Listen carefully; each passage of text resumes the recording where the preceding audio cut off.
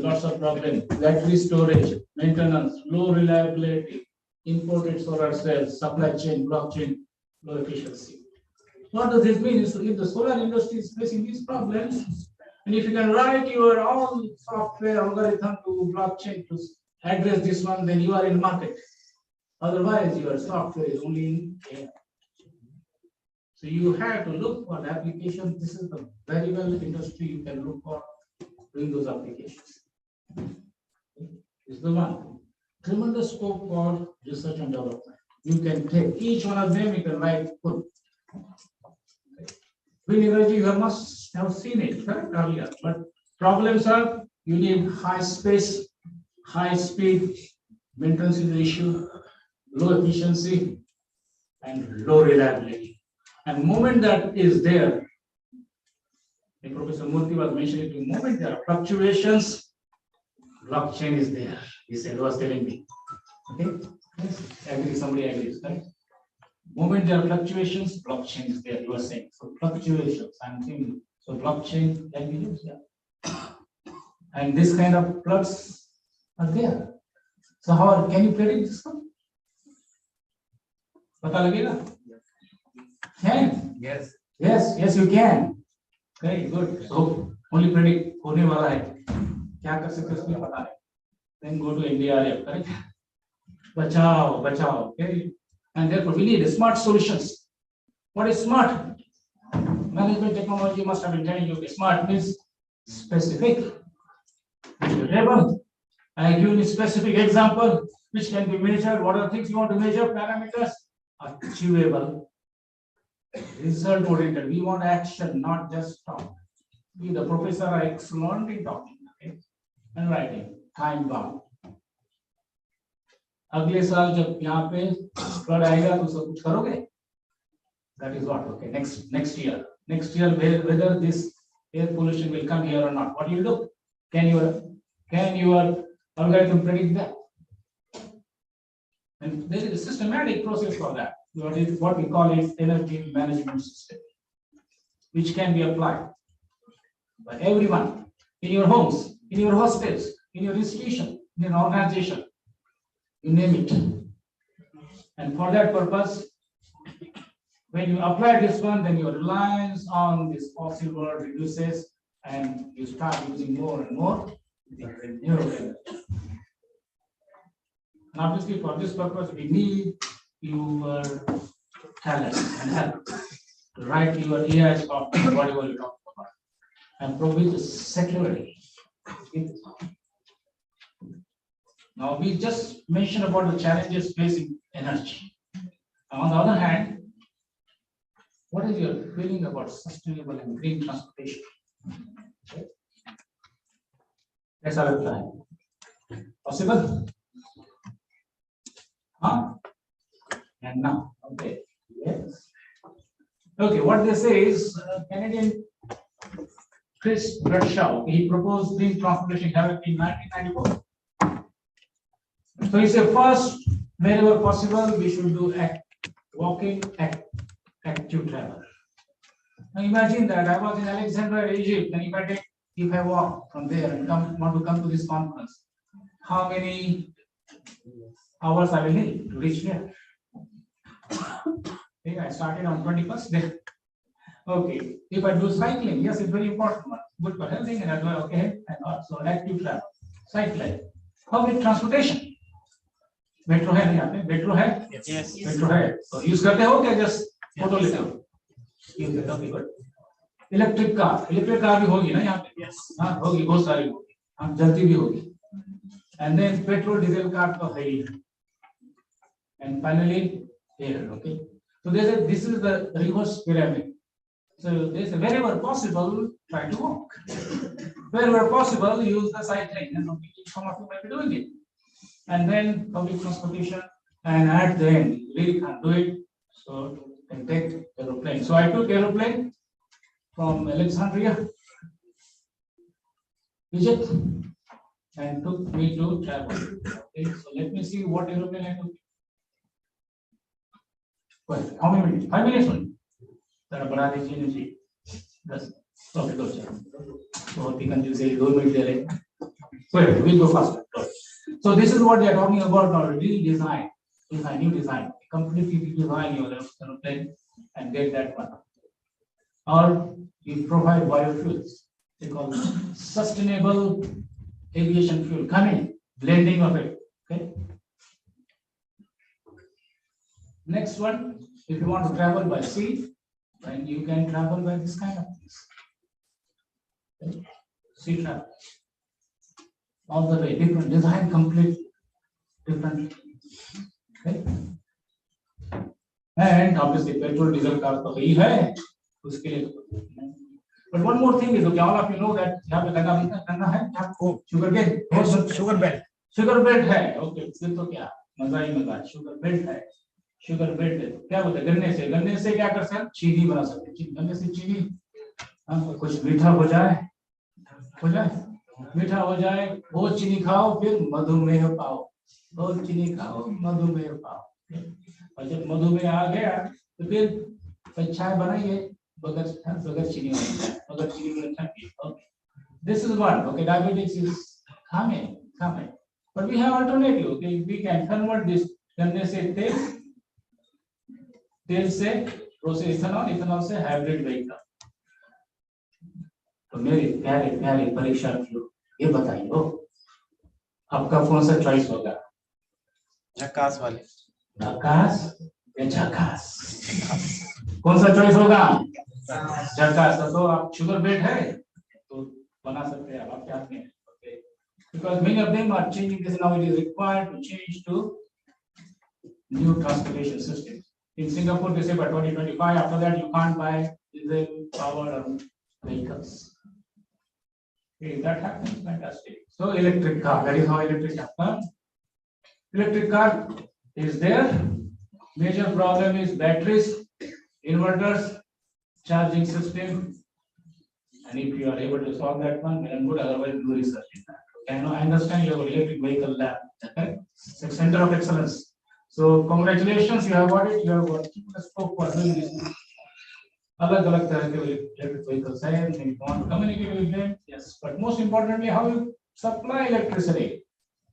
If the electricity is coming from coal-fired power station, you are just shifting. I showed you. You shift only pollution somewhere. It will come back in winter time. It will come back to you. So we need to have something here solved here.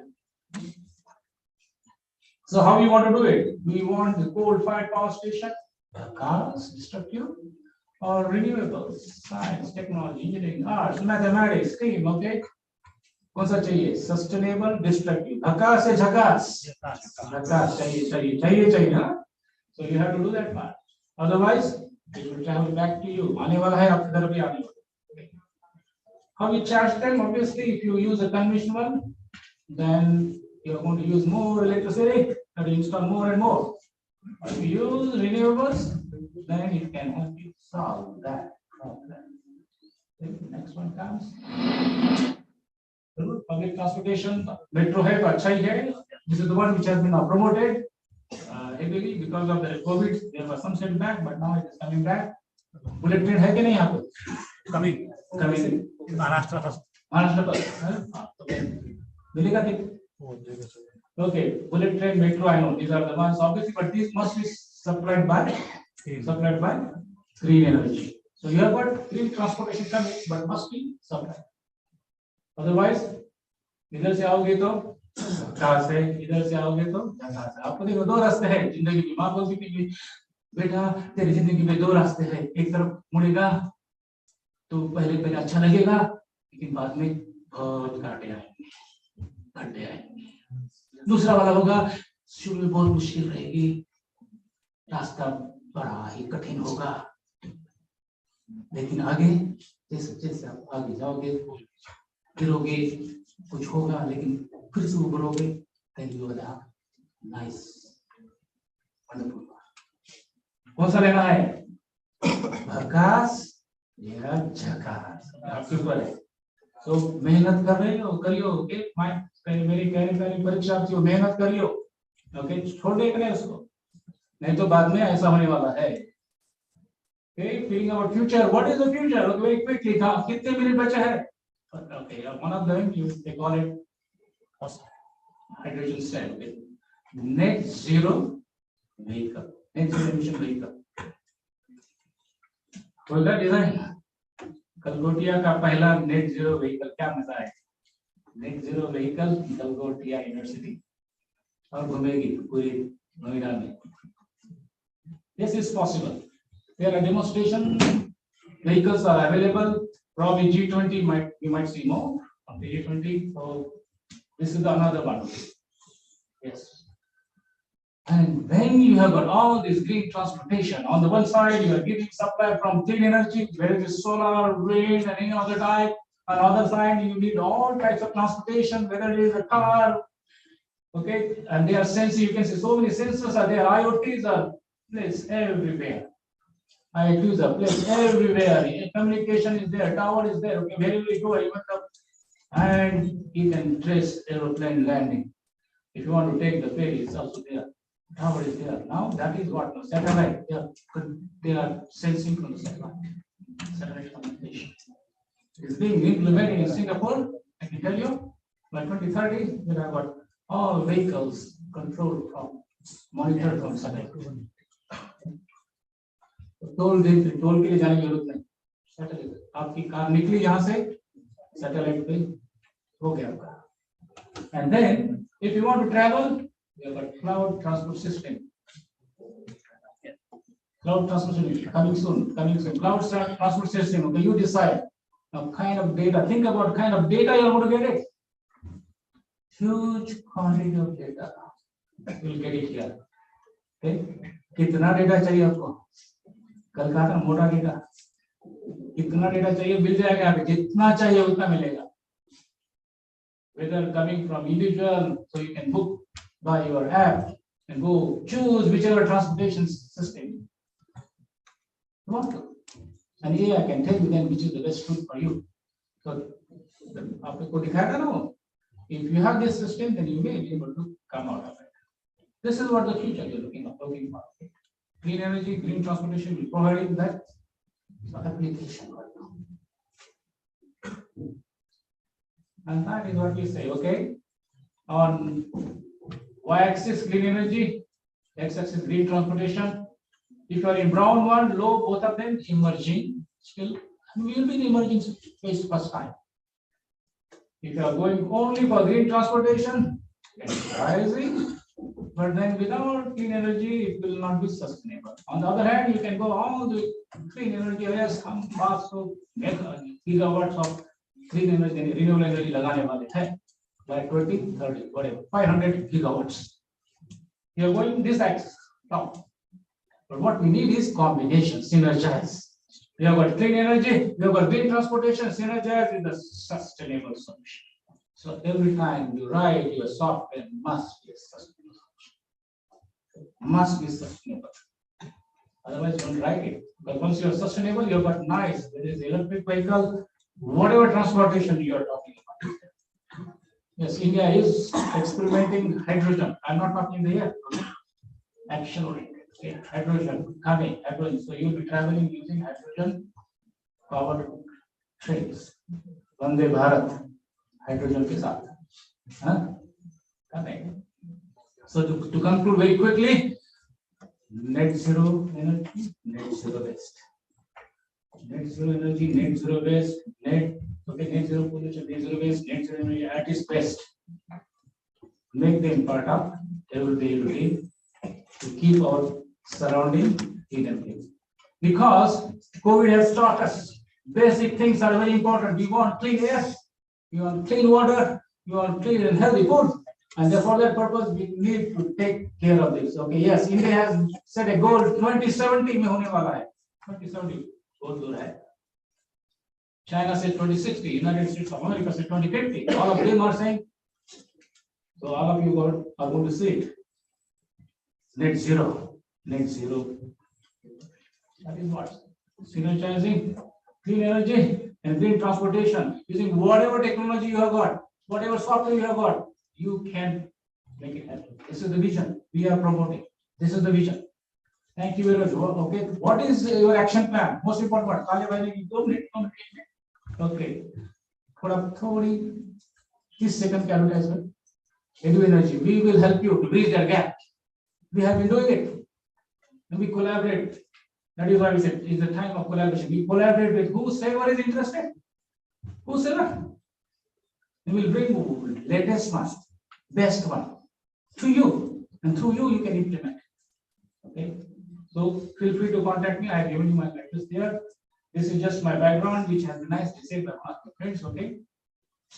Banaras Hindu University है यहाँ पे और इधर है Singapore. Singapore है यहाँ. So what is your action plan? Now you write an article. Whatever I presented here, मेरे प्यारे प्यारे परीक्षार्थियों, write article. How you are going to use what you are studying to solve these problems. One of them. Take one problem. How are you going to solve this one? Okay, and take help of your other colleagues from engineering branches. They are mechanical, civil, electrical, doesn't matter, because then you will see the application. Okay. Or research proposal or case study. Because of time, otherwise I would have shown you how the technology can be used to run this one. If you have time, I can show this video, otherwise we will stop. Then you will see all your communication. दिखा सकते sir जी? नहीं. आपकी आज्ञा है? हाँ? तो कहाँ है? सर. चला दीजिए.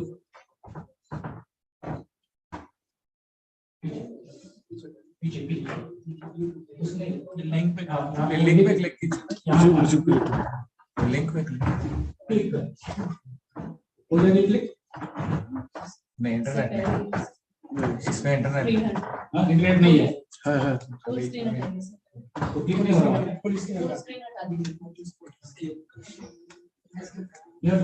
और copy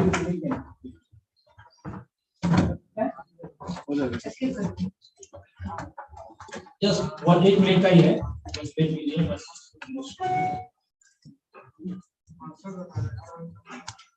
Okay. Good.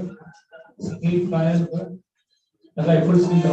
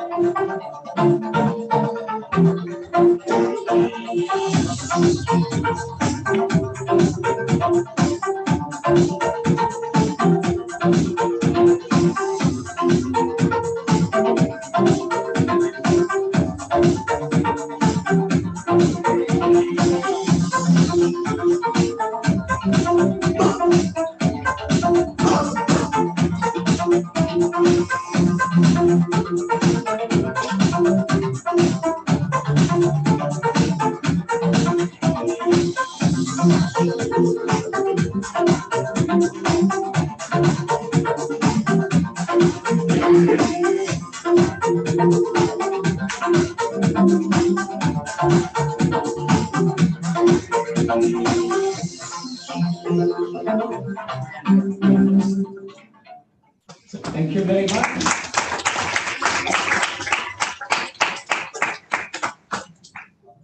Last 2 minutes. Last one. Back to the slides again. 3. Last slide, 2 slides.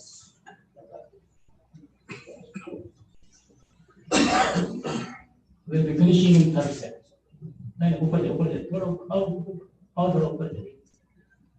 What is your action plan? Next one, your 65. Slide number 65. Correct. 65. Go. Okay, for all of you, in a fraction of a second, they're going to all of those.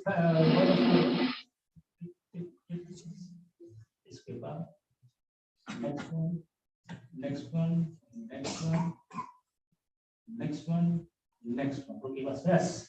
Now, what is your action plan?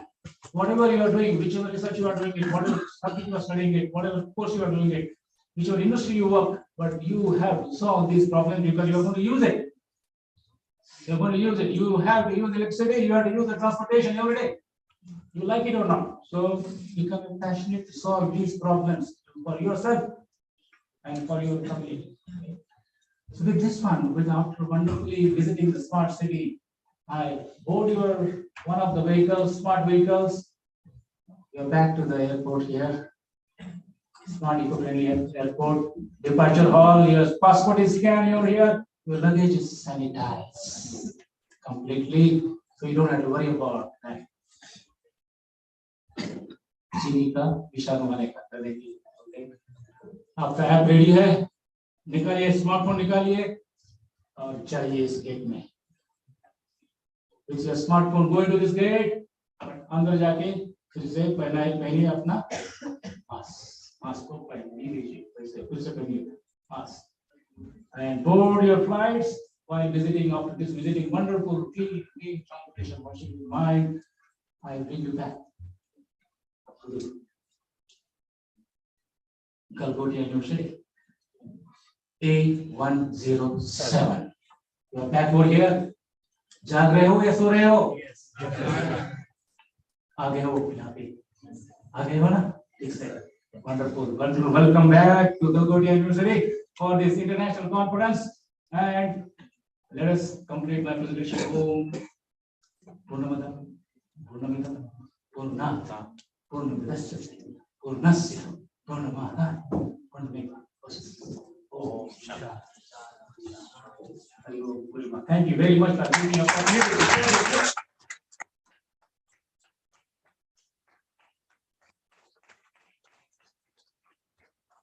Thank you very much. I am humbled. आपके तालियों से मेरा दिल पूरा भर गया है. पहले की जरूरत नहीं sir ji. Okay, thank you very much and have a wonderful time. All the best to you for future.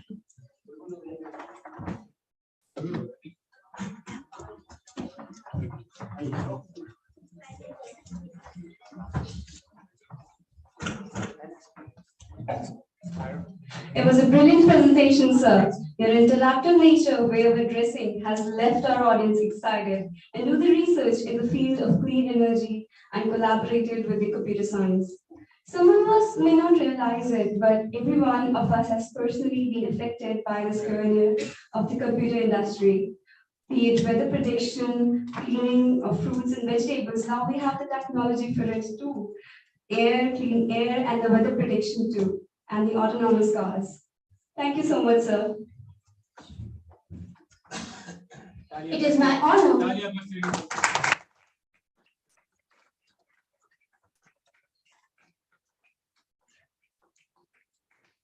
It is my honor to now introduce our next speaker, Dr. B.K. Murthy, sir.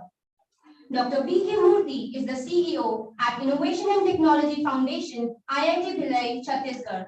Sir has previously worked for the Government of India in the Ministry of Electronics and IT for 35 years and taken the VRS as Senior Director Scientist G and Group Coordinator R&D in IT and NKN.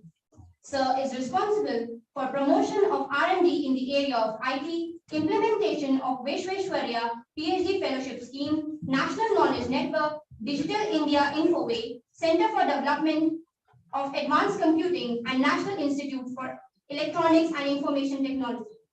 Dr. Murthy spearheaded for bringing out the national strategy on blockchain technology from Ministry of Electronics and IT in December 2021. Sir was awarded PhD degree by IIT Delhi.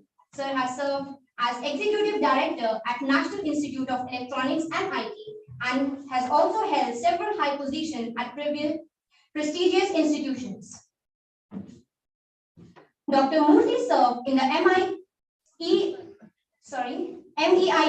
at various capacities dealing with knowledge-based computer system developments, technology development for Indian language, e-learning, national knowledge network, manpower development, and quantum computing initiatives in the country.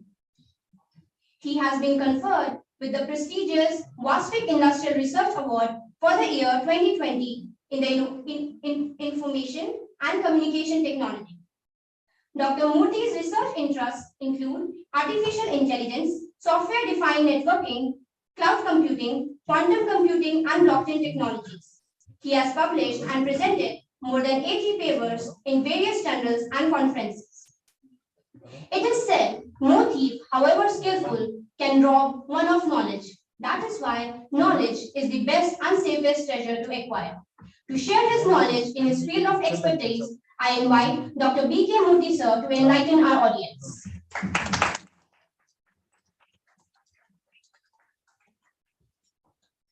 Thank you very much.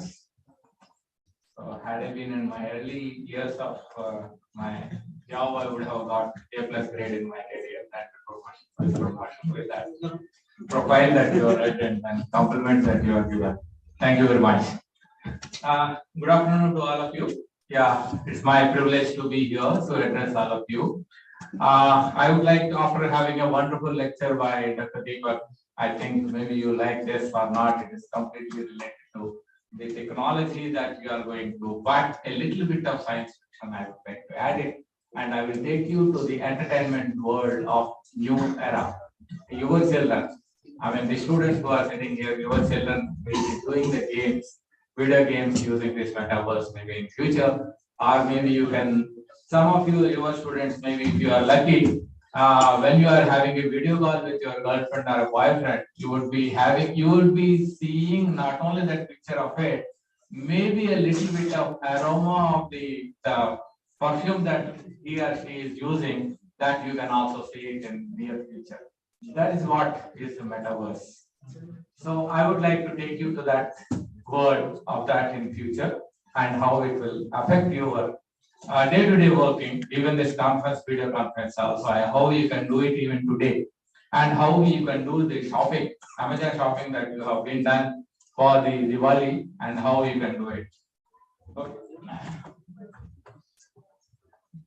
Let me quickly talk about what is a metaverse. The metaverse is nothing but is a virtual reality world. It is not the just virtual reality that you have seen 3D movies or 4D movies. How many of you have seen 4D movie?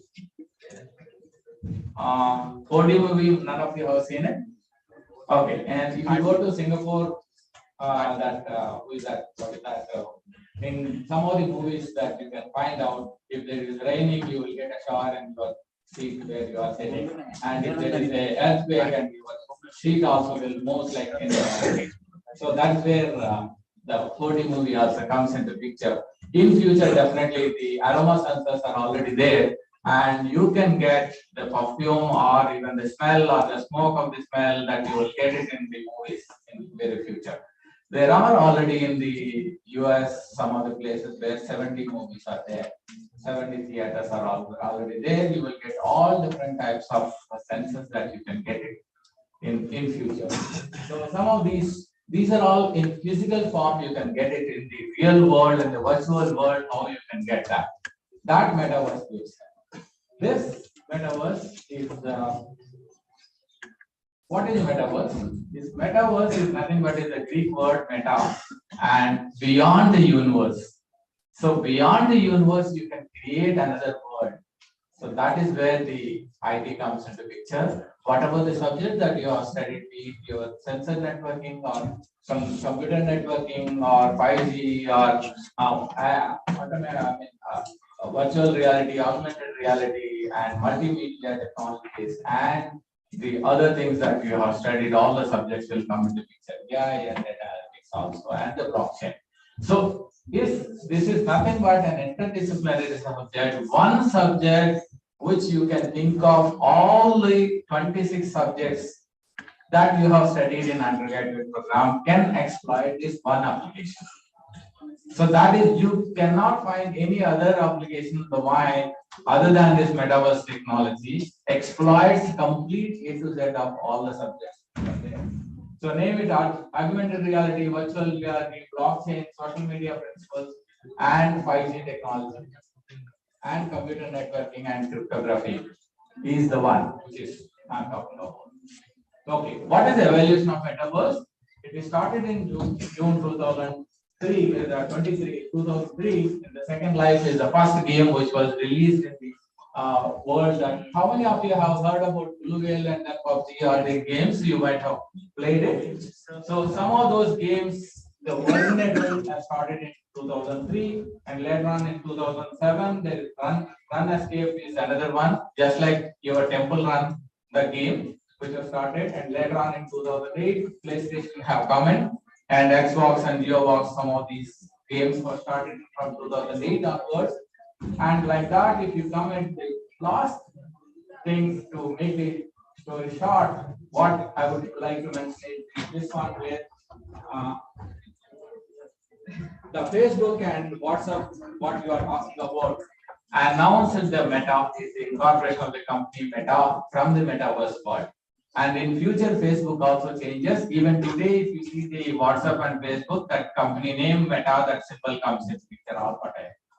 So, and Microsoft announces again in 2022, and the one which is not covered here is February, somebody has purchased a house in the metaverse field, virtual house, for $50 billion.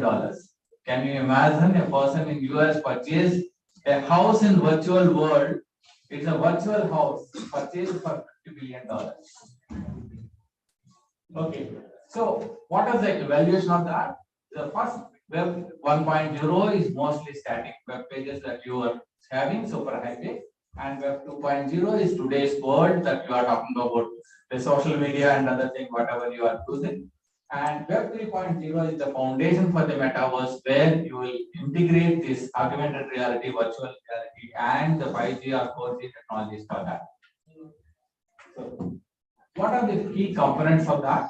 The first one, yes, any. And the four important components of you have the interfaces and networks is the first one, and then sensors. There are so many sensor technologies are available today, as I mentioned, that for taste and even for the smell, you are getting some sensors today. And identity and then identification, and then combining all these models and applications, that's where this comes into picture.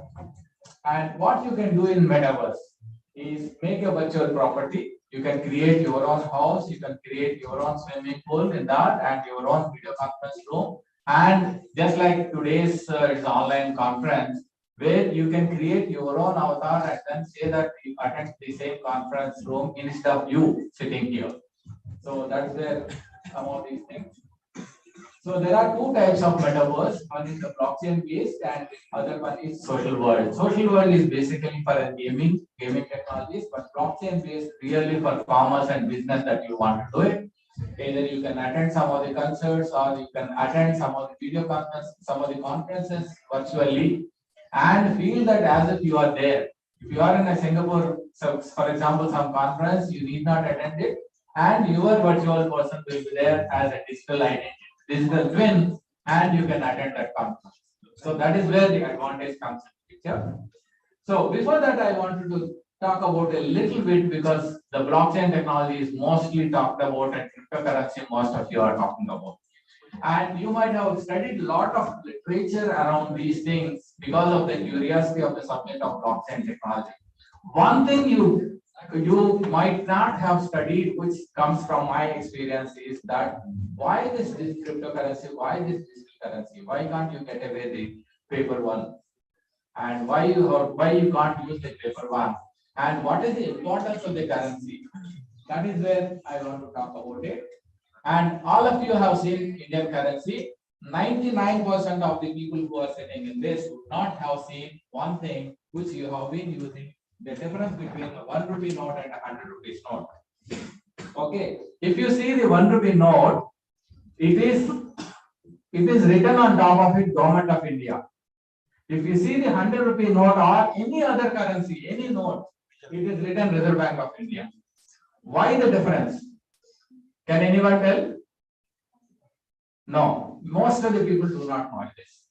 The 1 rupee note is actually the currency which is signed by the finance secretary at that moment.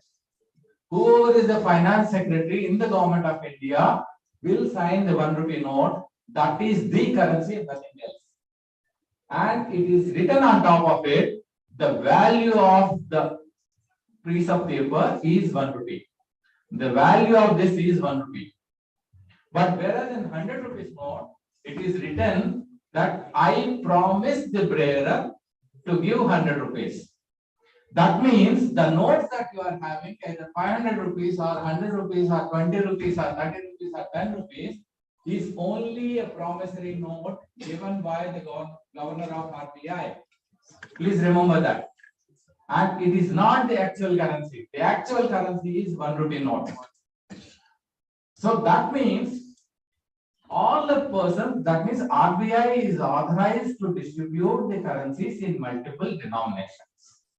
So that is why they could demonetize the 1000 rupees to 2000 rupees, but they cannot destroy 1 rupee note. Okay, so 1 rupee is the actual real currency. Okay, I am not going into the economics of it. Why that is there?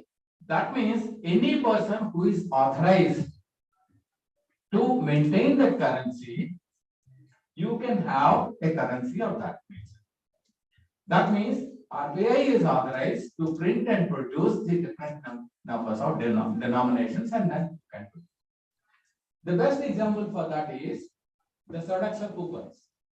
In most of the world, corporate world, the Sodaxa coupon are given 50 rupees, 100 rupees for your corporate lunches or snacks, tea and snacks. So that means same Sodaxa coupon is also used in the various grocery shops. They are accepted as currency. Even though it is not currency, it is accepted as currency. The other example, best example is within the campus, you have a canteen and they will give you 20 rupees coupon for tea or snacks. The same coupon for 20 rupees coin is accepted in your stationery shop for your purchasing a book or pencil. Is that correct? In most of the campuses it happens. That means within a shorted community, if I say that this is a piece of paper, this is equivalent to 100 rupees. If I say that if all of you accept this, I can exchange this for 100 rupees. Is that correct? I can exchange this as 100 rupees if I give it to you. And if all of us agree that within this classroom, I can exchange this for 100 rupees. Now come to this, why IT guys are making money, I will tell you. Now this simple problem of using this as a 100 rupee coin has been converted into digital world and create a lot of problems, solve the problems and mint money. That's what IT guys are doing in the crypto levels. Okay, let me explain to you. Some crazy guy like me who has created, I don't want to use this one. I want to use a digital image as a coin or a cryptocurrency, the currency, digital currency. Right? The moment I say that is a digital currency, then a lot of things will come into it. What are the problems? In the digital currency, there is no difference between in a digital file. That means I can create an image of, say for example, 10 rupees and then show it as that file. If I circulate, it is a currency of 10 rupees. But unfortunately, what happens? The moment I send a file to you, you can make it multiple copies of it, and there is no difference between an original and the copy. You can't distinguish between these two. Now, if it is very difficult, that how many, if I give 100 rupees, you can make it 1 billion rupees within the next few seconds. So then it is very difficult and the value will be, there is no value for that. And it can be regulated or unregulated. So it is also difficult for me to keep track of transactions. That means if I have 100 rupees, and if she is having 100 rupees, and if I have transacted purchase, say for example, one item from her, and then 10 rupees is the cost of it, then I pay 10 rupees to her, and that means she will get 110 rupees, I will have 90 rupees. But in the digital world, I will make it 90 to 90,000 very immediately. So keep track of the transactions becomes very difficult, and how much money total will be there that is in circulation is very difficult in a digital world. And another thing is difficult to keep track of validity of the transaction. Whether exactly I have transacted with that person or not, it is very difficult. So a person can be rich always. He can't be poor any time, or he cannot be richer anytime. So this is not possible in the digital world. Then security, because of these things, there is no trust in the currency. Nobody will think that, oh, you don't have to give me, I will create my own. So then To address all these things, who has created the problems? The problems were created by IT guys who wanted to make the currency into digital, that is called digital currency. So who will solve the problem? Again, IT guys. How will they solve the problem? So address these challenges through IT to prevent multiple copies and tampering. What you do is encryption. That means if you encrypt the whole thing into this, and then you will get encrypted. And traceability, everyone maintains the ledgers. That means if in this classroom A has been transacted to B, A also is also maintaining that ledger, that this is the count that you are having and this is the count that you are having. Have you played business when your childhood? So similar to that, there are paper currencies are there, you are transacted and each one will keep on copying the transactions. So the moment you are maintaining your notes of transactions for each one, and in a digital world, that is called a ledger, and it is a distributed because every one of yours are using it. It is database technology, distributed database technology, nothing more than that. But you need give the name because it's a ledger, is a commercial term. In the commerce, it is the ledger. And to avoid case in trusted group, you have to consensus. How do I know that A has been transacted to B?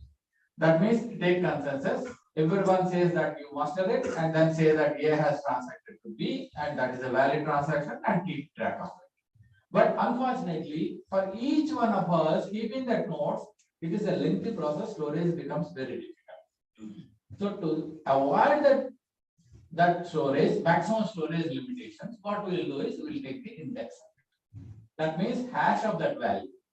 A has transacted with B for purchasing so and so for this much money. All these things into a coded word will note down.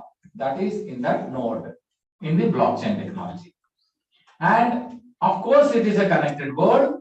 You need to have, because it is a geographically distributed word, you will use internet. That is today it is a 5G or 4G, whatever it is. So that is why it is called chain, a block. Each one is a node, is a block of that distributed ledger, and it is connected in this, it is connected. It is a chain. That is why blockchain has come. Now it is very difficult to identify all the 100 people who are in the game will be online all. So that is very difficult. 24/7, 365 days, all people will not be there to get the consensus. So that is why what has happened is in the whole node, if it is more than 51% are there, more than 50% have already says that is a valid transaction. That is what the consensus algorithm comes into picture. So these are all different solutions from different technologies combined together and then applied to crypto technology. Okay, we are not going into the why the cryptocurrency and other thing, what is the debate around that. But this technology of blockchain technology has a robust applications in various things where it provides a transparency and it provides a timestamp. What exactly at what second A has transacted with B, you can find out, and also immutable. Once it is locked in the chain, it is locked permanently, nobody else can change. And also no single point of failure. So this has a lot of applications in our regular day-to-day life. Like for example, a certificate has been issued by Galgotia. The same thing, I can also create a certificate and a fake certificate and then distribute it. And how to find out? Once the Galgotia University has produced this blockchain, these certificates, put it in the blockchain, and then somebody can verify across the world. You can verify whether the certificate is valid or not. Today, many of the people are using blockchain for this purpose. Okay. Now, there is another thing which has come into the effect, which will help in this, the metaverse field, is non-fungible tokens. Now that I have mentioned that each one of us can maintain that whatever is in the blockchain, now what is the incentive for that? So what we can convert is that for each one of us, you can have a token for that. How you can be used? Now coming into the metaverse field, suppose somebody has created a beautiful image in the digital world, or a painting, for example, in the digital world. But normal painting, if I have that Mona Lisa painting, knows that you can identify what is the original painting and a duplicate painting. But here in the digital world, it is again very difficult. So if that digital painting is there, you can create an NFT, non-fungible token for that, and store it in the blockchain, says that this is my original one, and authorized by complete people, trusted people here, and then this is my original. If somebody wants to copy of that, and he has to take license from me, like your Android license, many of the mobile companies are taking, or any other licenses, that's not. So that is where this non-fungible token are useful in the metaverse technology. So how with all these technologies in the metaverse, what will happen? You have a blockchain technology, which is centered around this, and immutability, security, and traceability. And decentralized version is there. And you can have a smart contracts also will be there for that entire NFT. Now with this, you can have data acquisitions where you can create your own avatar. That means digital identity of a person. Suppose you have a cine actor like celebrity like Shah Rukh Khan, you can create a Shah Rukh Khan's digital avatar. And that avatar can be put in the NFT and that can be licensed to you. You can use that as one of your opponent in the game that you are going to play. Got the point? Then that means you are using the game and the opponent is your Shah Rukh Khan. Right? You can create that. Similarly, suppose if you yourself wanted to attend a conference, video conference, you can create your own avatar and see that the person, even though you are not present here, you are walking here into this and then sitting in the chair here and attending the conference. You can have that feeling. Right? So that is where metaverse comes in picture and helps you. And also you can, there are data storage things are there and data sharing. Also, you can share that data, you can share that lectures with somebody else. And similarly, interoperability and payments, you can do it. And for all the NFTs that are stored, you can share the NFT that licenses, you can store it. So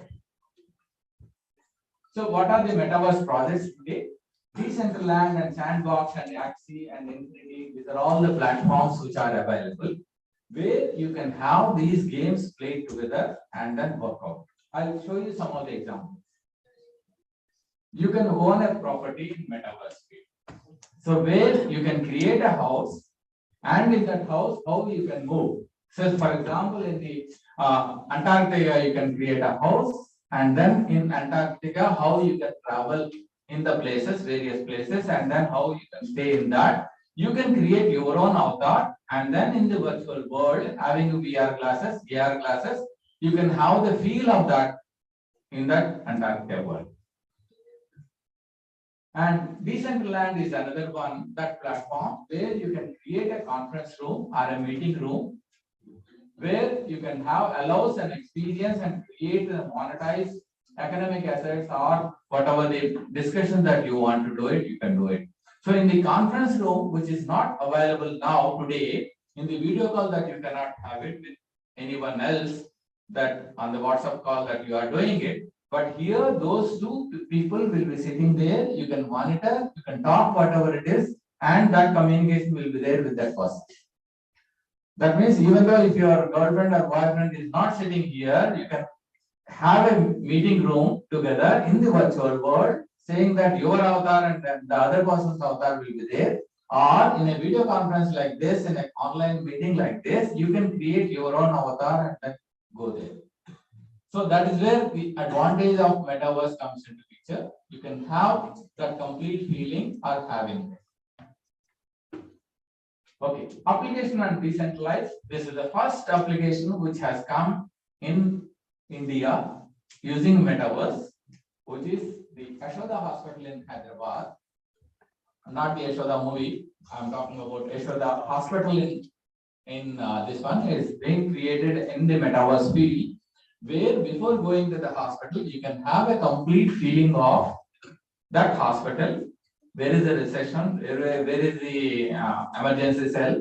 And where you want to go, and then have a complete virtual variety of that hospital, you can have it, and you can create your own avatar and then go into that walkthrough. Complete virtual walkthrough can be created using this metaverse. So that was one of the applications which is there, which is available today. And sandbox environment is another one, another platform where you build your Ethereum based blockchain platform, where you can create your own application or games, all those things you can do it. And the first concert Marshmallow has done in the February of this year itself in the virtual world. All the people attended to play avatars in various things. And as recently as in October for Diwali, just before Diwali, Flipkart has come out with, just like your Amazon, Flipkart has come out with a Flipverse. In the Flipverse, you can enter into that and then find out what are the various goods which are there doing, and then purchase some of the goods and then have a feeling of 3D world in the virtual world. And then convert into that real world and then you can get it. Like in Amazon, you are purchasing some item by seeing the image. But here you can go and then find out, like this person is going there. Your avatar will be created and then go there and then touch each of the items like this and like this, and then see different items, and then 3D image of that. You can see it, touch and feel it. You pluck it from that hanger and then hold it, and with your virtual glasses that are there with you, you can feel as if you are holding that in the real mall that is there. So that you can create. So how you can do that? There are different steps in that. From this, you have to download some of the application, that is app on your desktop, and then click on enter Flipverse. And then next step is that 5 drops app will come, and then from there you can create your own avatar and then go it. And then select Flipverse from the menu. From your avatar will be added to the metaverse of the Flipkart, and from there you can go and then do the purchases of various items. So like this, you can also find out what are the offers which are there on that. So metaverse malls are being built today. It is no matter as a research topic. Many other people are working it, but there are unsolvable problems which are there. Like I have mentioned that the aroma sensors has not yet been integrated. Nobody has tried it. And other thing is that smell sensors also which are available today and which have not been tried. And some of these things you can in future idea is to connect all the metaverse so that your avatar and digital assets may be smoothly moved from one to other. You can have it. So that's all. Thank you very much. If I have 1 minute, somebody can show this 1 minute video of Flipverse, how you can purchase it. You can copy that and do your browser.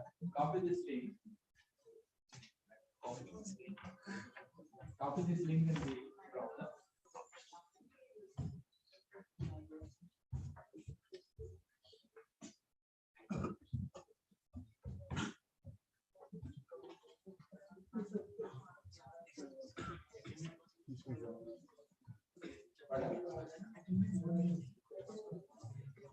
Come out of it.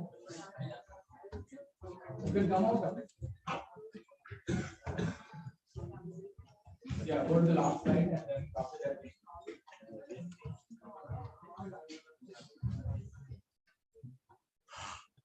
Yeah, copy that link in the browser. Yeah.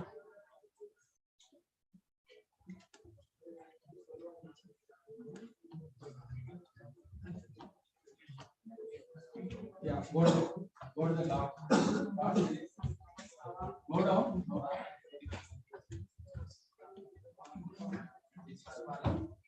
Go down. Yeah, this is the way. Skip that.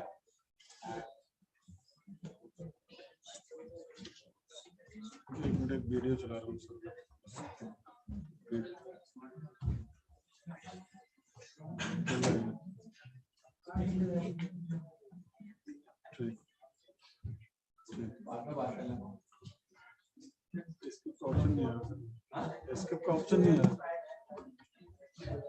Voice Yeah, voice answer.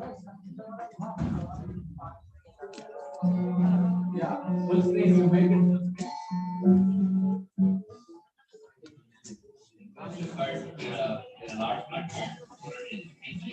screen.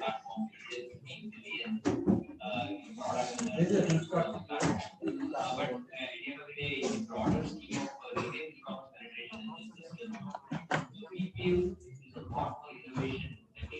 Come back.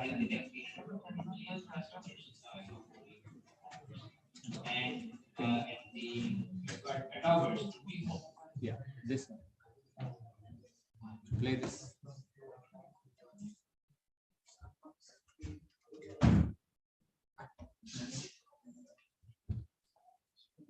Yeah, play that side.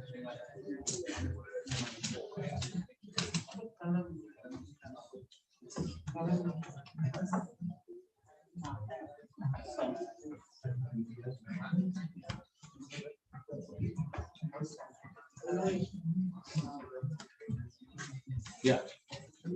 See, that is how your author can go there and then find out different places.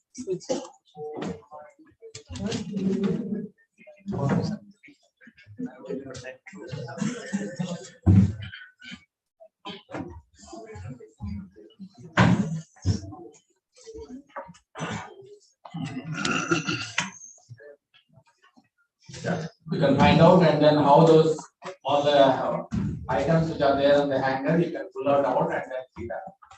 Okay, thank you.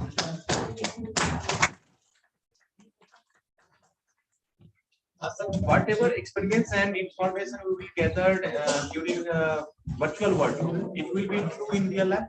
Need not be. That is where the virtual comes into picture. No, for solving and the hospital exam. Yeah, these are yes. These are yes. These are yes. These are the. Any other question?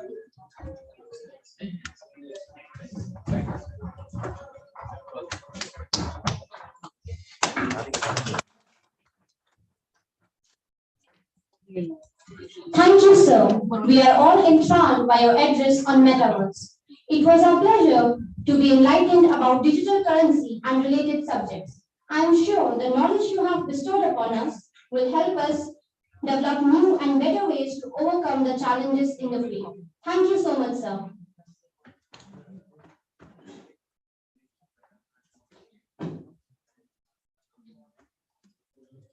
It is with utmost pleasure today I have been given an opportunity to introduce our esteemed speaker, Dr. Kusumdeep Mao. She is a professor with the Department of Mathematics as well as joint faculty at Mehta Family School of Data Science and Artificial Intelligence at IIT Roorkee, India. Also, she is a visiting professor at Liverpool Hope University, UK and University of Technology, Sydney. She is an MPhil gold medalist. She earned her PhD from IIT Roorkee in 1988. She has won numerous awards like Khosla Research Award, UGC Career Award, Best Paper Award by Railway Bulletin of Indian Railways. She is one of the 4 women from IIT Roorkee featured in the e-book Women in STEM 2021, celebrating the contributions made by 50 Indian women in STEM published by Confederations of Indian Industries. According to Stanford University, she was within 2% of the scientists in the world for 2019 and 2020. In 2021, she bagged the prestigious Power Grant awarded by DST Government of India. On 5th September 2022, she was awarded Uttarakhand State Level Excellence in Research of the Year 2022 Award, jointly organized in collaboration with Divya Himdev. She has authored 2 books, supervised 20 PhD and published 125 research papers. She has a vast teaching experience in mathematics, operation research, numerical methods, parallel computing, computing programs, and etc. Her research includes our nature-inspired optimization techniques and their application to solve real-life problems. Ma'am, now I request to kindly place us with her thoughts on the subject of expertise.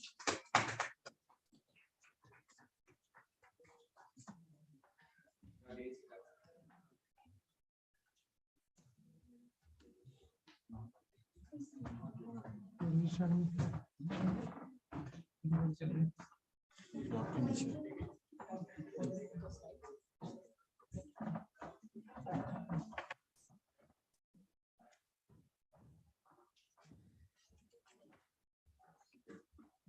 good afternoon to everybody, and I'm so sorry to stand in between you and the lunch, but these are the orders from the organizers. Thank you so much for bearing with me, and I apologize for this.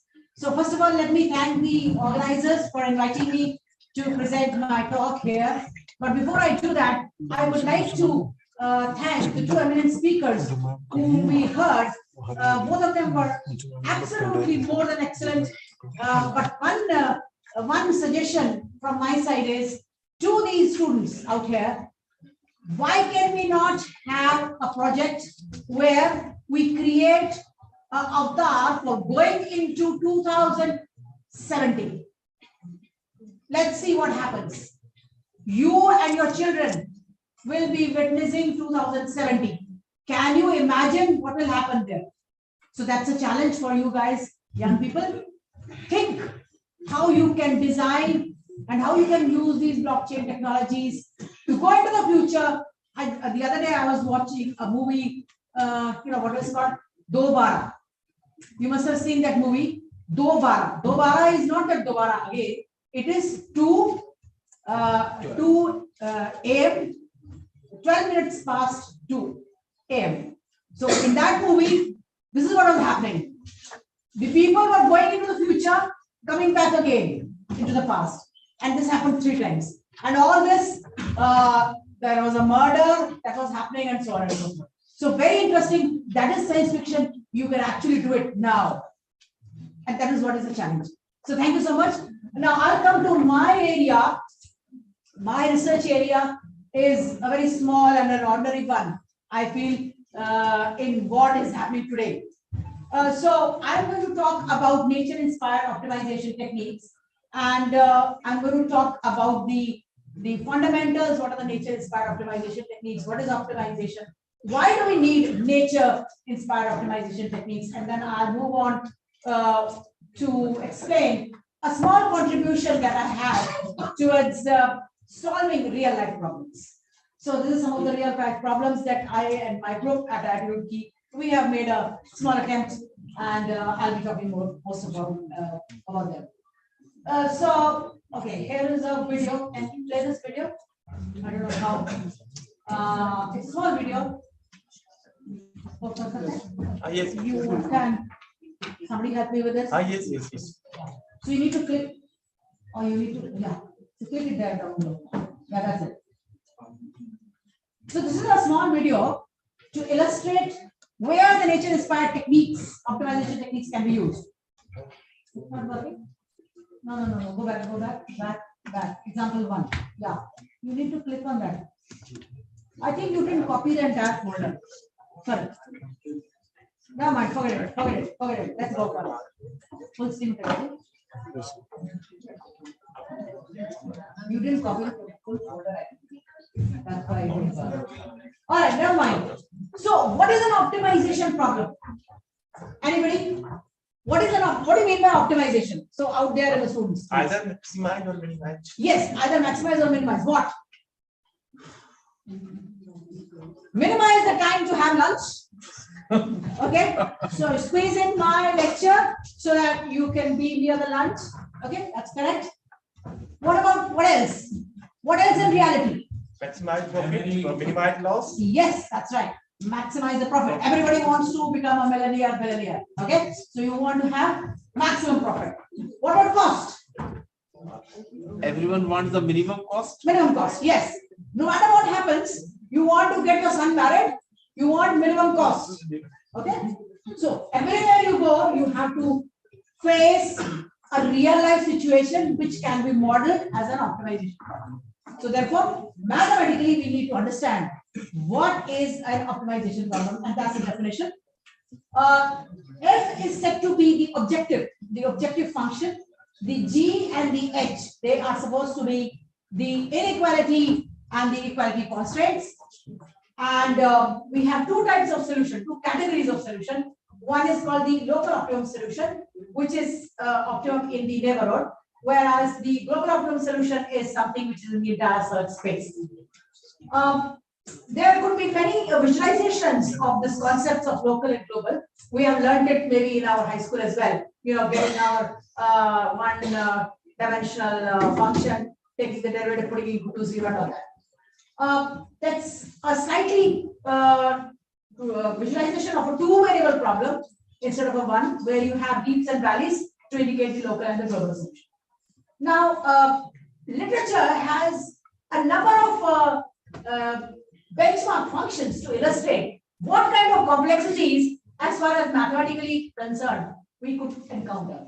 So here is one a very famous problem. It's called the Eclat problem, and you can see that this is an n-dimensional problem, which means that this n could be varying from n is equal to 2 to anything up to theoretically speaking, million, billion, whatever. As and how the value of n increases, the complexity of the problem also. So this is just the example when you are working for n is equal to 2. These kind of problems are called scalable problems, and you can see that there are so many peaks and valleys in the objective function surface. Apart from this, there could be other types of complexities. For example, there could be a unipolar function where the minima has the convergence to the minima is slightly not very steep. It is very shallow, and usually the numerical techniques, they get stuck up in these kind of situations. Then look at this function. Here we have the modulus of the decision variables under the square root, which gives them the kinks, and you have to design very carefully an optimization technique numerically to solve this kind of a problem. Apart from this, there could be hundreds and hundreds of other complications as far as mathematically speaking is concerned. And today, people are designing more and more benchmark challenges. Okay, here is a benchmark set, design an algorithm to solve it. Okay. Now, the idea is that this is just theory. This is just mathematical theory. What happens in reality? You don't know. When you are solving a real life problem, you don't know the nature of the problem. You don't know whether the function is convex. You don't know whether the function is differentiable. You don't even know whether the function is continuous or not. And sometimes it may not even exist. So that is the challenge when you are solving real life problems. Therefore, before attempting to design algorithms, we as mathematicians should try to understand what are the characteristics of the real world problems. These are some of the characteristics I have enlisted. And the last one I want to mention is the multi-objective.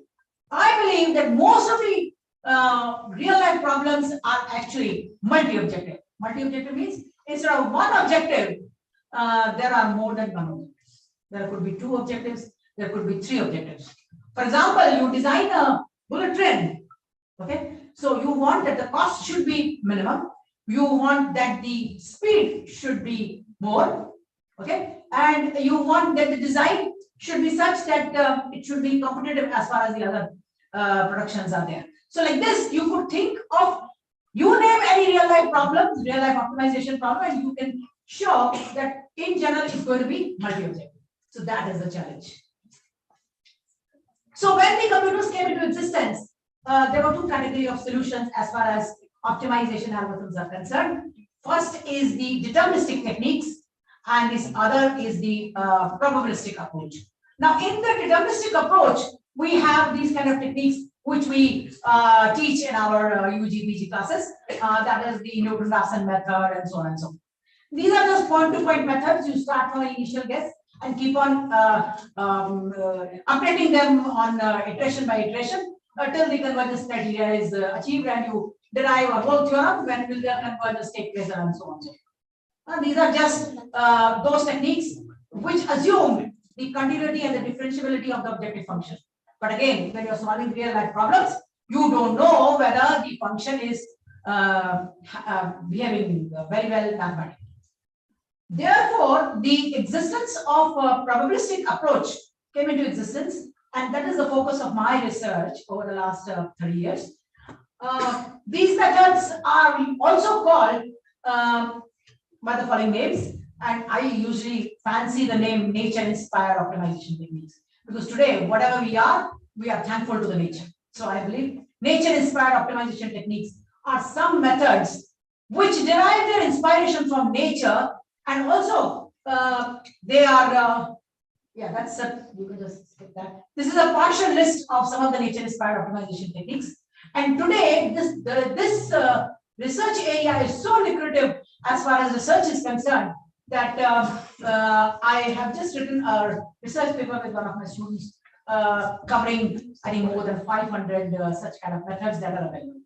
Of course, the question is, which one is the best? I will address this in the subsequent slides. So what are the basic difference between the traditional optimization techniques that we have been studying in our classroom? You know, the Tucker conditions and all that, and the Lagrange multiplier theory. Let's try to visualize and understand what is the basic difference between the two kinds of approaches. So first of all, the first difference, as I mentioned, is that in the deterministic approach, we start from an initial case and keep on updating it, okay, over iterations. However, in the probabilistic method and the probabilistic approach, we generate a population of solutions, randomly generated feasible solutions.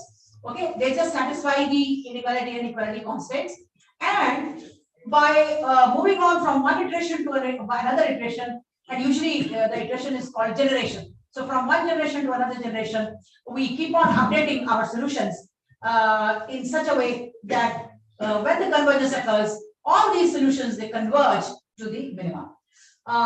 Look at this two-dimensional problem. So we have an X versus Y feasible region. The red dot indicates the global minima, and initially we generate a number of randomly generated feasible solutions. As and how the generations proceed, we find that all these randomly generated feasible solutions are moving their positions, and at the end, when the convergence occurs, they are all converging to the global minima. Now, how they are moving is another point. That will depend upon the algorithm, the nature-inspired algorithm that you're using, whether it is genetic algorithms or particles, whatever.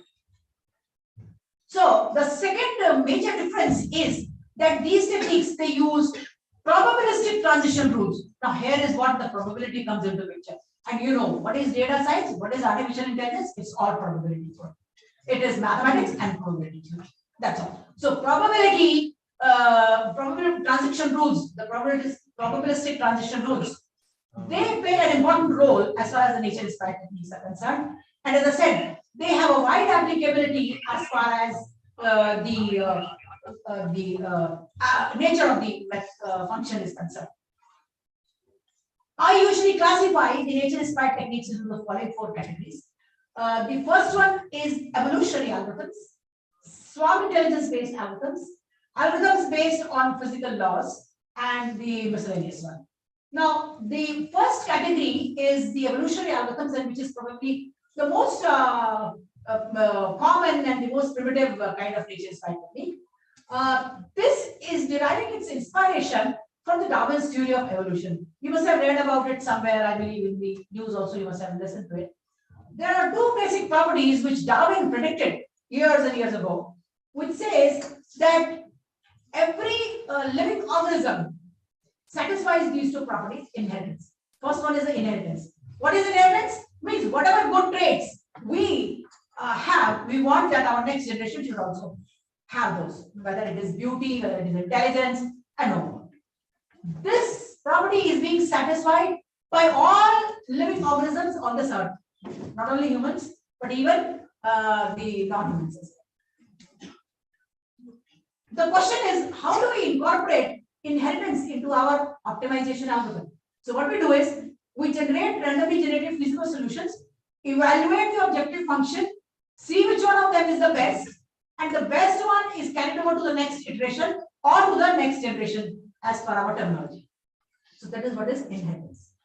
Second is the property of competition or the survival of the fittest.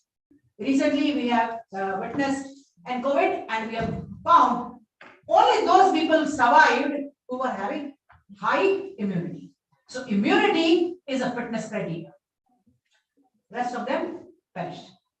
So every individual is being compared with its other co-individual, and the comparison is done based on the fitness metric.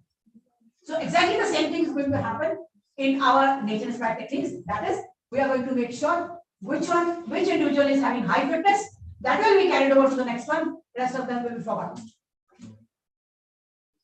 Coming to the success stories, as you mentioned about the bullet train, genetic algorithms has been used to design the nose of a bullet train. This has been mentioned in one of the Japanese website. I don't know what is the status, right? Okay. Coming to the second category, the swarm intelligence-based algorithms. You must have observed that during the evening when the birds are flying, they are chirping away and they are flying together in the sky, reaching their nest. Okay. Similarly, the fish, they are swimming in the pond, and the property of this group of fish and this group of birds is that they do not collide amongst each other. They have some kind of information sharing amongst each other, and they all know where to go. They don't leave the group. Okay. This is called the swarm intelligence behavior. And the third category is those algorithms which derive their inspiration from gravity and so on. And finally, the fourth category, there are the miscellaneous ones. So how did it all begin? Over the history, it began with the Monte Carlo simulation methods. That is, keep on generating randomly, making use of the computer, keep on generating random numbers and random solutions and seeing whether they are having good values or not. Okay. Then came the random search method, where the Monte Carlo was slightly modified in the sense that initially in the first phase, randomly generated feasible solutions were generated, and in the second phase, some local search operators were incorporated, and like this, the convergence happened, and we said that whatever solution we get is the best approximation to the global solution. And optimization is one of the very, very successful algorithms. And you know that when the ants are following each other, they are making use of a scent.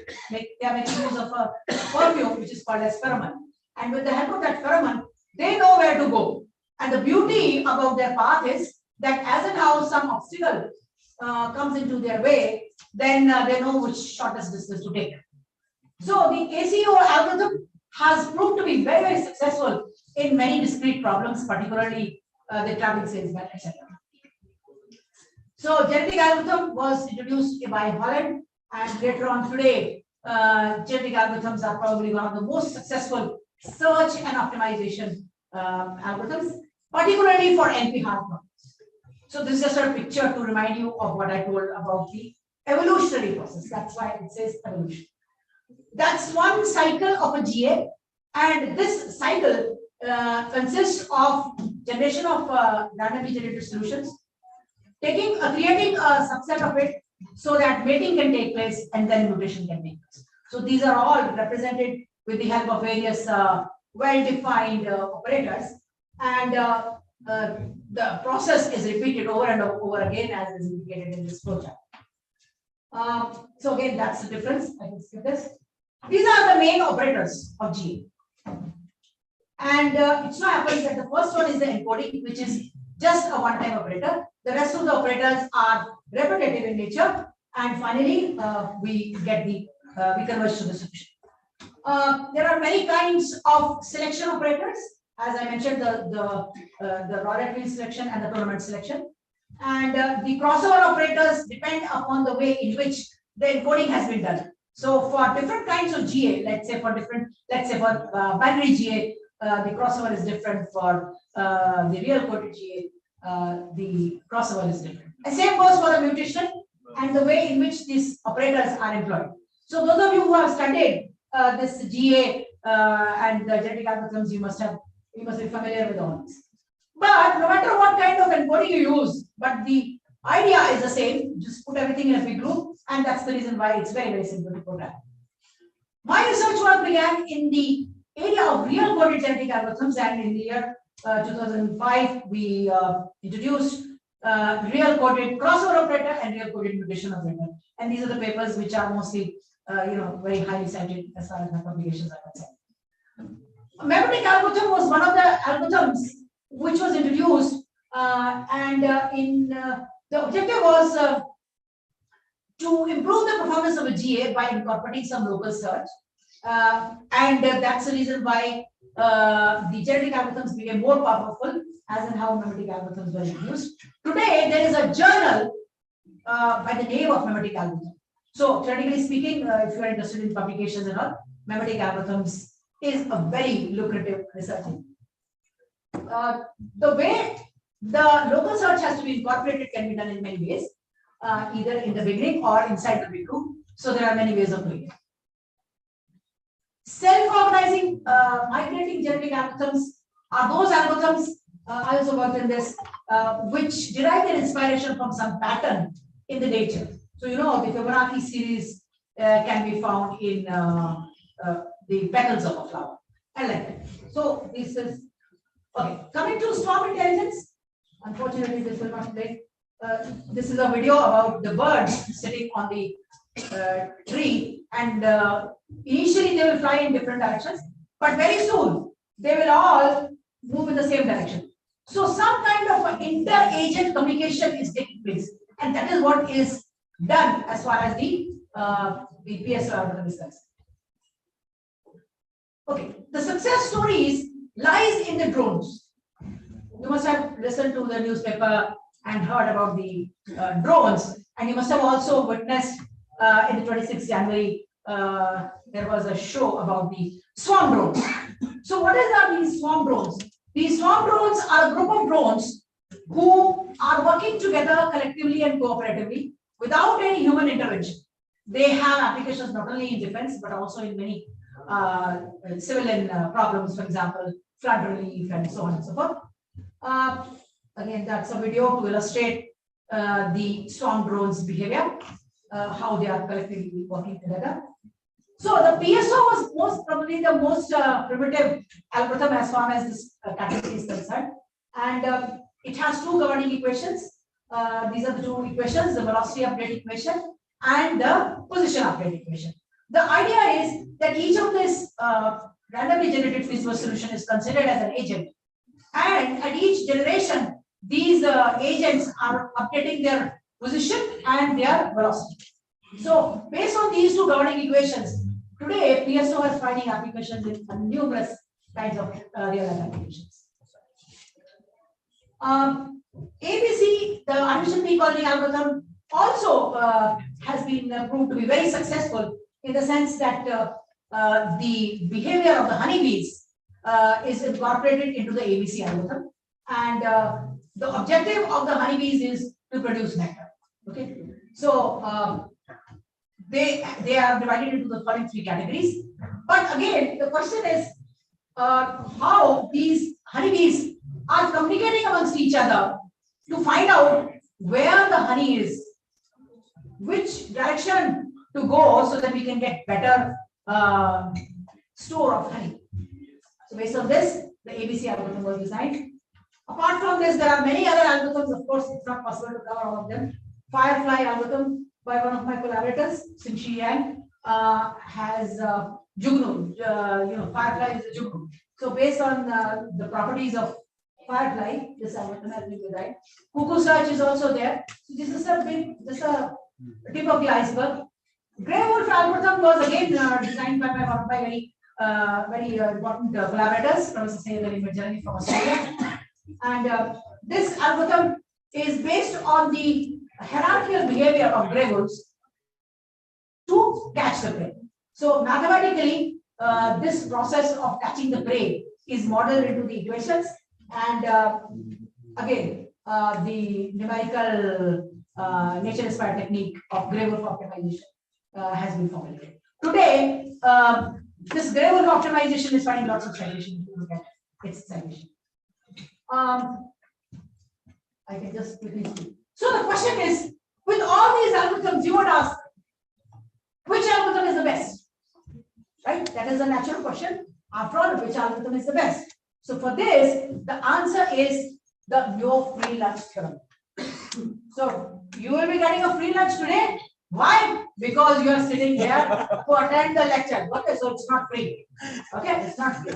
but it's not free. So no free lunch here. Whatever somebody gives you, there is a motive behind it. Okay, so all those students who are feeling hungry, you have to stay here till the lectures are over, and you have to bear the lectures. Okay, so coming to the no free lunch theorem, it says that because of the various kinds of complexities that arise in various kinds of optimization problems, as we have seen it theoretically as well as in real life, you cannot design one single algorithm which will solve all optimization problems of various kinds of complexities.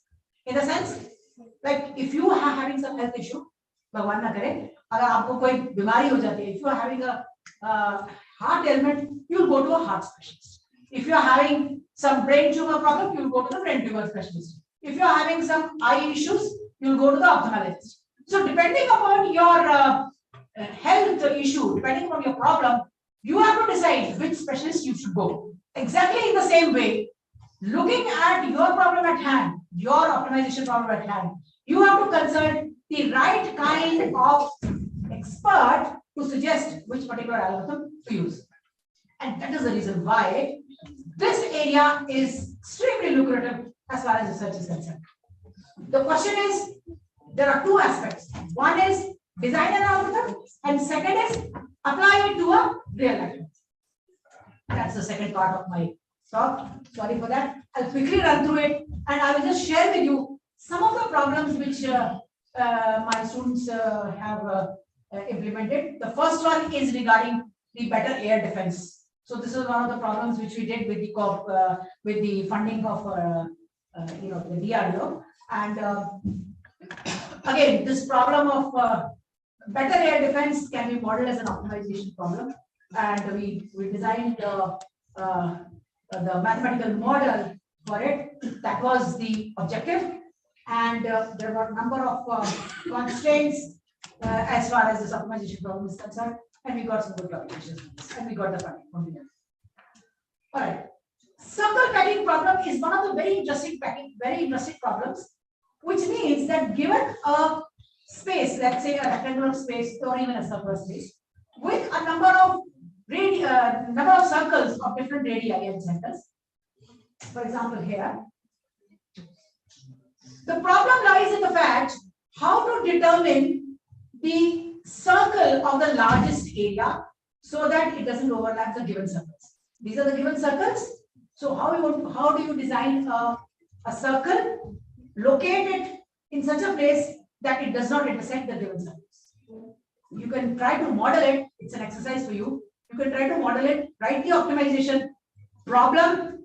You may be able to write the problem, but when it comes to solving it, can you write the Lagrange equations?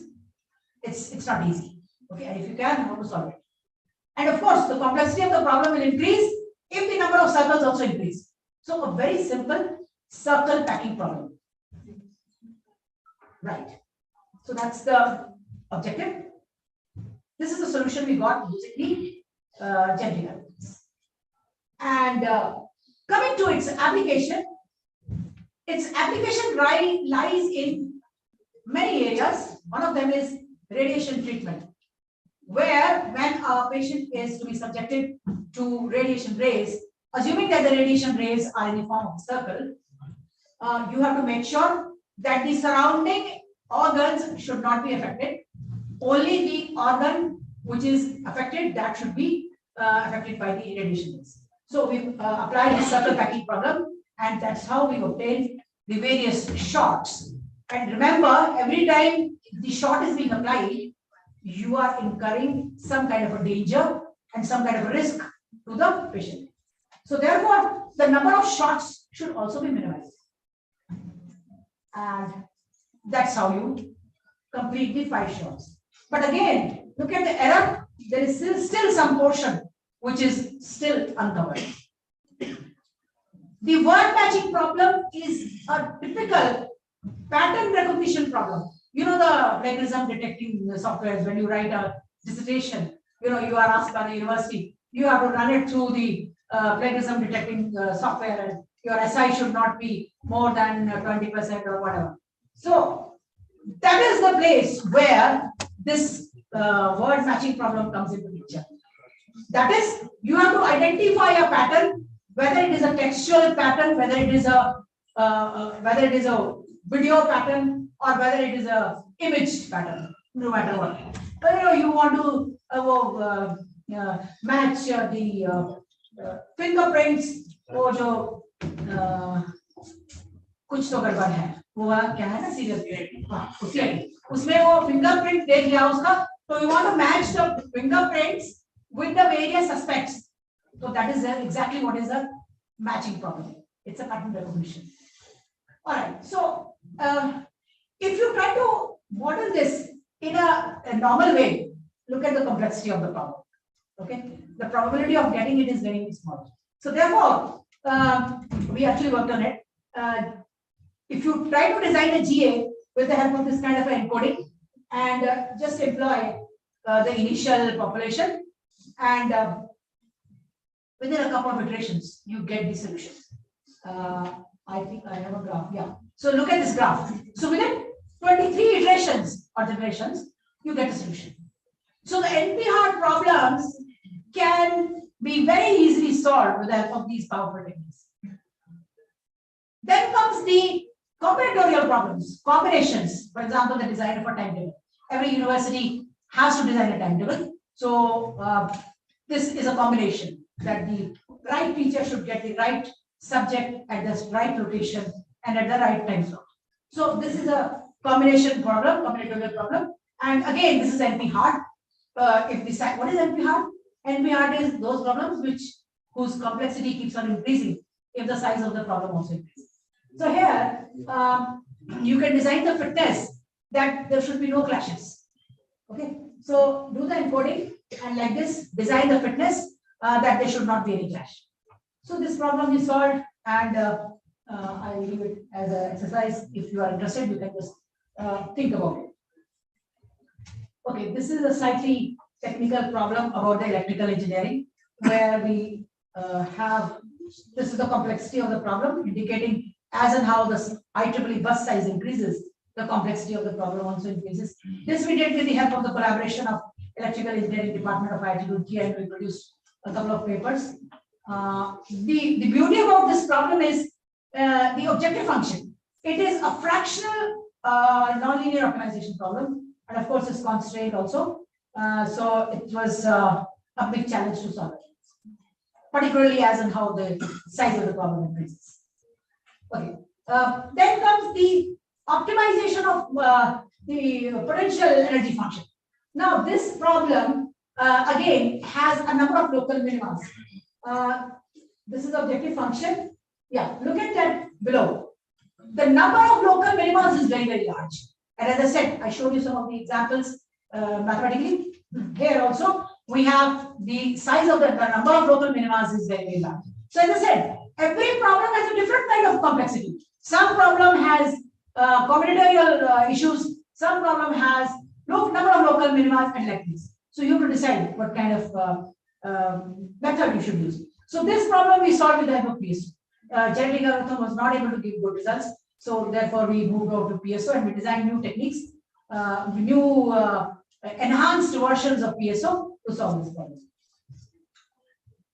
Then comes the another slightly different variant. Here you can see the number of local minimas and the maximas here. Yeah, this is one of my favorite. This problem we did with Dabur and Patanjali. So, you know, the Indian herbs that are available in our country, particularly in the northern region, they are used for medicinal purposes, and their bioactive compounds have to be extracted in such a way that we can get maximum extraction so that they can be used for the medicines. Now, the question is, when you are doing the extraction process, there are various parameters, and therefore we designed this model, mathematical model, in two stages. In the first stage, we found a relationship between the dependent and the independent variable. At the moment, you know, nothing, no formal optimization was being done, so it was just done randomly. So what we did is we developed two stages. That's the first stage, and in the second stage, we tried to optimize all these three using the multi-objective concept. Similarly, for the ashwagandha is also a very well-known herb, with different A and withanolide A are the two bioactive compounds which have to be obtained.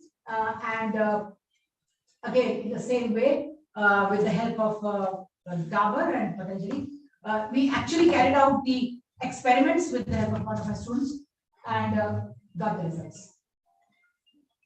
All right. Okay, trim loss problem. I think you're all familiar. You must have studied the elementary model as far as your UG class is concerned. It finds application not only in paper industry but also in steel industry, textile industry, and so on. So the mathematical models, depending upon various situations, are available, and we modified some of them. TSP is a very famous NCR problem, and genetic algorithm is very good. Even ACO is very good in it. And today, in fact, tomorrow, Monday, one of my current PhD students is going to submit a thesis on new nature-inspired techniques which are going to solve the TSPs. So that is a very interesting research problem. Okay, this one is the forecasting of avalanches. Now we were talking about forecasting.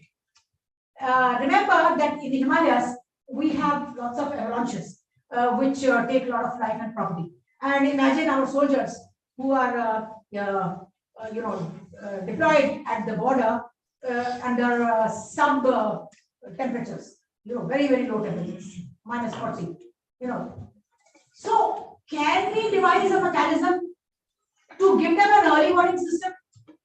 That's what this tool was done. So with the help of DRDO SASE, Chandigarh, that is Snow and Avalanche Establishment, Chandigarh, the deputy director worked for his PhD with me, and we developed a tool based on artificial bee colony algorithm to design the early warning system for the avalanches. And I'm proud that this particular tool is being used even today in DRDO.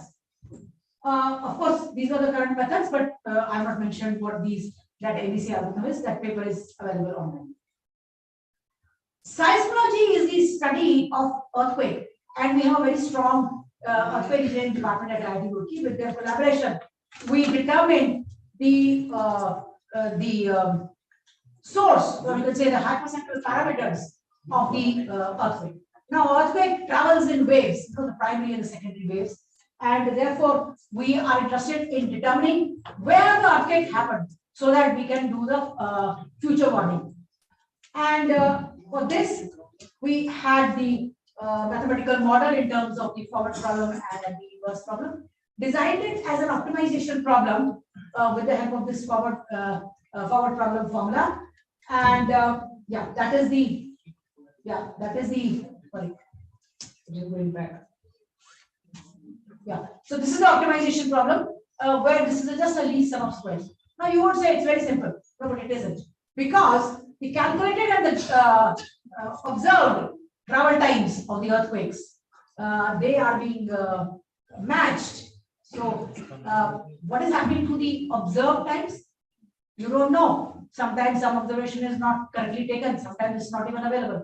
So again, the difficulties in reality are coming into play. So that's the reason why this problem is very, very difficult and very difficult to solve. So these are some of the books. As I said, this book is under publication, and this is by my friend, my colleague. If you are interested, you can contact me. Of course, if you are interested in the research publications, so many journals are available, and so many conferences are available. And of course, the internet tools, they help you in searching out the kind of things. So finally, I'll conclude with some couple of announcements. The first one is that I encourage the students particularly to join the Soft Computing Research Society, which keeps you abreast with the latest technologies.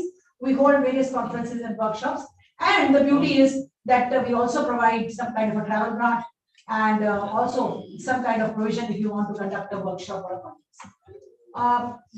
I'm also the general chair of a series of conferences, Soft Computing for Problem Solving. We began in 2011 in IIT Roorkee, and every year we have it at different places and alternately at IIT Roorkee.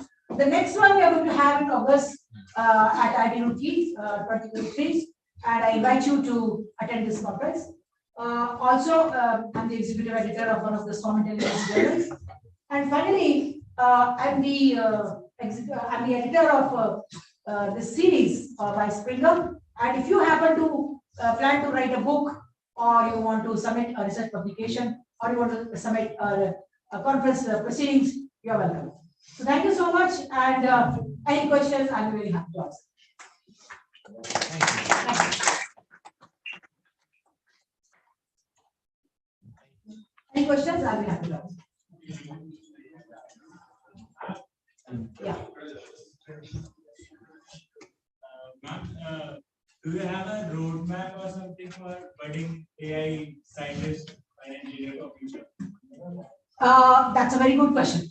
I'll answer it in this way, that actually when the Second World War happened, there was the birth of this subject called operation research.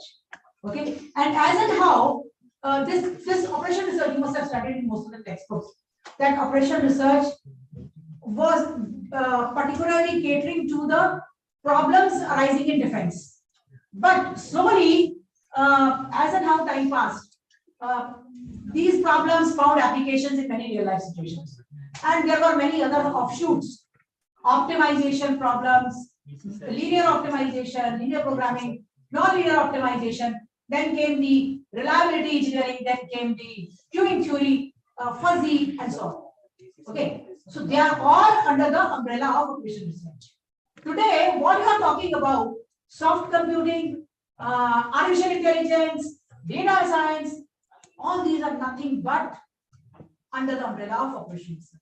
So my view is that operation research is having lots and lots of application, and particularly if you are interested to get a good job from the job perspective also, if you have some kind of experience or interest in these kind of subjects, then you get a good job, right? Now coming to the AI and the data science, as I mentioned at the beginning of my talk also, that the fundamentals of any AI technique or concept is mathematics, particularly the linear algebra.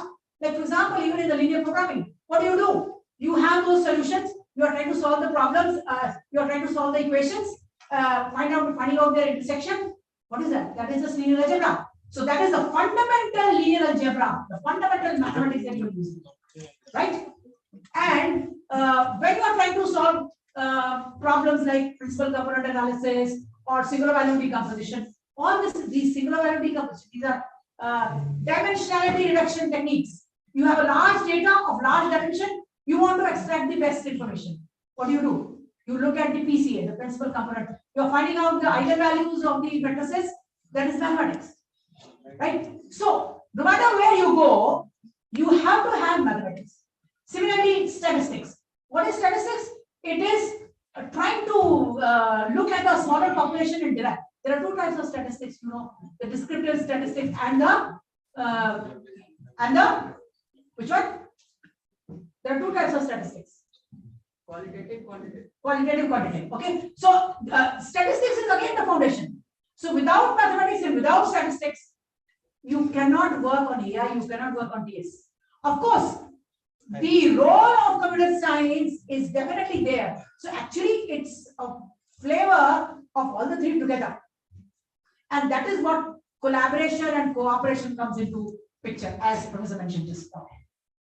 So I would say that if you want to get into the world of AI and DS, you have to have a strong mathematical background. You have to have a strong mathematical statistical background. Like if you say, I want to apply the principal component analysis. Okay, what I'll do is I'll pick up some software, MATLAB or Python, and I'll just use the black box, and there it is, there is the answer. So what is happening behind PCA? Do you know how the PCA is being designed? What is its theory? You are finding the eigenvalues. What are those eigenvalues? How they are taking place? What is the meaning of an eigenvalue?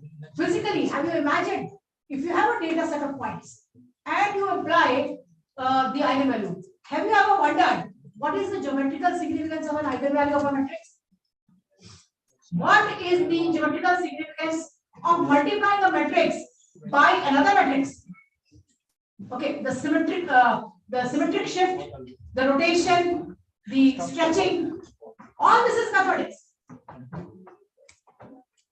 Yeah. Okay, so I'm sorry about that.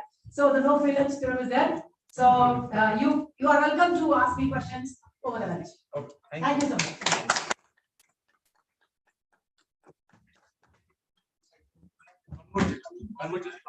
Thank you so much, ma'am, for writing Kathy with the knowledge.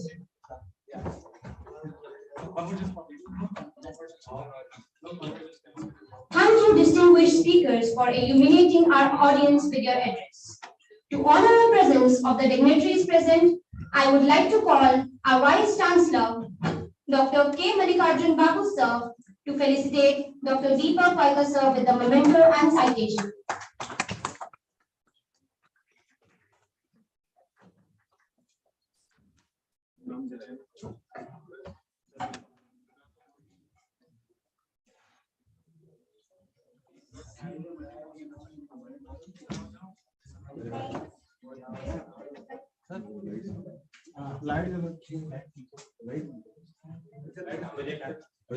Projector बंद projector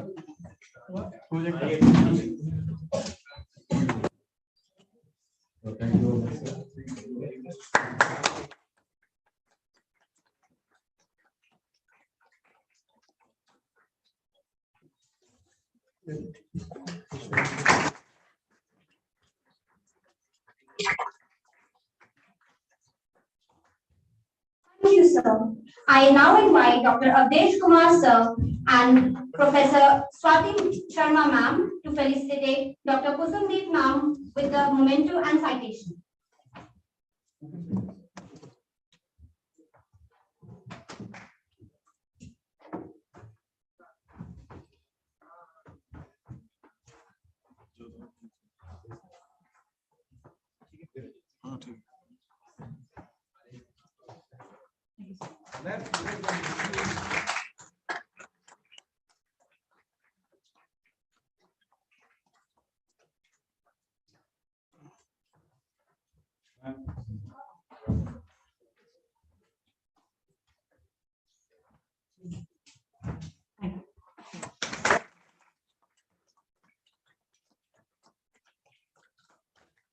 Thank you, ma'am. I now invite Dr. Prashant Jory, sir, to felicitate Dr. B.K. Modi, sir, with a token of our appreciation, the citation and memento.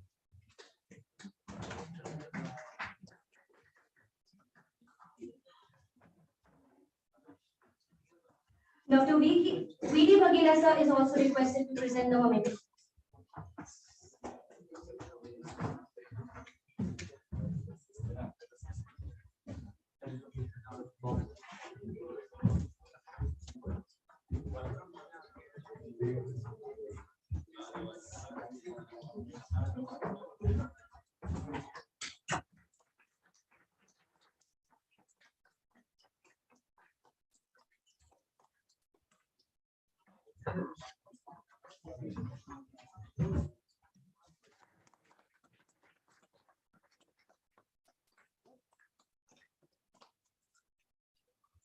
Thank you, sir. I assume all of you must be famished by now. It is meal time. Enjoy the lunch and meet us later for the online sessions. Thank you.